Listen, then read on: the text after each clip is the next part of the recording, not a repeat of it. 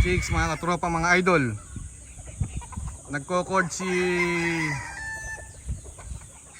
Axel ng mga early bird natin. Ilang piraso kino-cord na natin. Unti-unti yan. So hanggang sa lahat sila mag-mature, cording na. So makikita natin yung forma ng ating mga young stags. Yun o.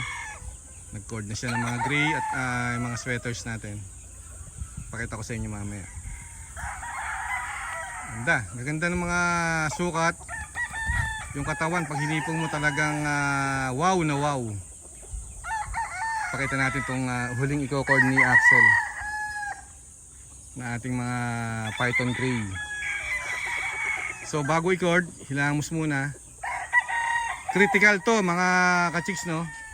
Yung pagko-cord, first time cording ng ating mga young stags, medyo critical, no? So kailangan handle with care yan at babantayan natin yan, especially ngayon mainit. Pagdating ng mga 11 to 12 noon, sobrang init dyan. Obserbahan natin kung sisilong sila, no? Kung di sila sisilong, turuan natin silang sumilong, otherwise mamamatay ang ating mga stags, no? So pakita natin yung isa nating stags na huling itatali ni Axel. Yan. Axel magaling mag-handle ng manok to. Yan. Ito yung isang huling gray na itatali ni Axel. Tingnan niyo mga ka-chicks kung gaano yung ka-quality yung ating mga python gray. Ito late October, early November born. So magsi 6 months. Okay na yan. Ayan, oh. Yan ating mga gray. Tingnan nyo gaano ka quality yan. Punong puno, maganda yung station. Pulang pula yung mga mukha nila, no? Yan. Sige, tali mo, Axel.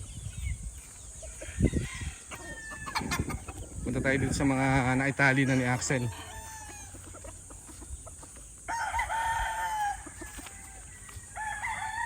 So as I've said, medyo critical itong pagtatali ng ating mga young stags. Siyempre galing yan sa range, then sa hardening, hindi pa sila nakaka-experience na maitali, ano?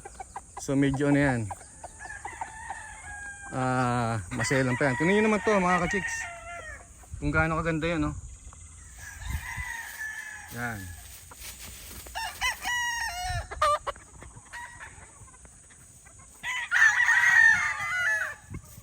Yan ating mga gray.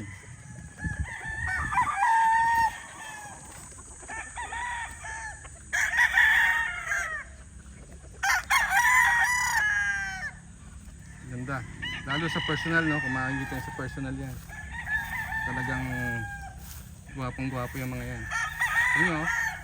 Yun yung reaction nila, no? Medyo, so nabanggit ko na napaka-importante maging maamo. Kung medyo maamo sila, hindi sila mahihirapan dyan sa cording, no? Yan, dito nyo, maganda na magsikilos. So 2 to 3 days obserbahan natin. After that, okay na yan, no? Ganda, oh.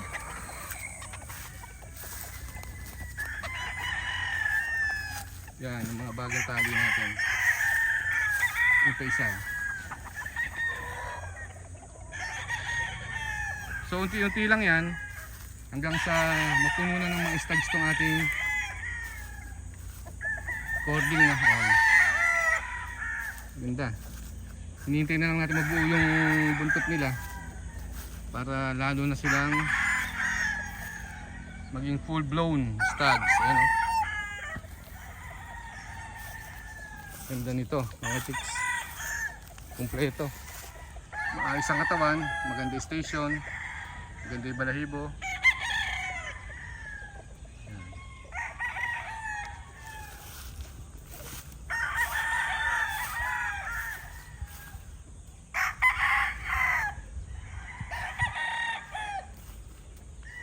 So ganda rin ito mga ka-chicks, oh.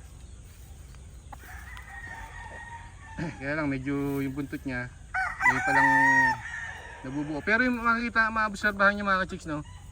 Yung galaw nila ibang iba na yung galaw nila compared sa mga younger stags, no. Makikita nyo yan, so ready na talaga silang itali. Yung iba nasa 3x3, ayan katulad yan, tumitilaok, sign na nagmamature na sila. Yung iba kasi na nasa 3x3, siguro mga couple of days magsisiporma na yon. So yun ang time na dapat na natin sila itali. Ayan, kita nyo, iba no, iba na yung tayo nila, iba na yung galaw nila compared sa mga mas bata, no. Maobserbahan nyo yan na parang totoy pa sila, hindi katulad nito talagang sisiporma, no. Tumitilaok. Okay, so ayan ang simple tips. Kita-kita tayo sa susunod nating mga video, no. And mabuhay po tayong lahat. Keep safe, keep hydrated, iwasan ang heat stroke. Bye bye. Thumbs up syempre.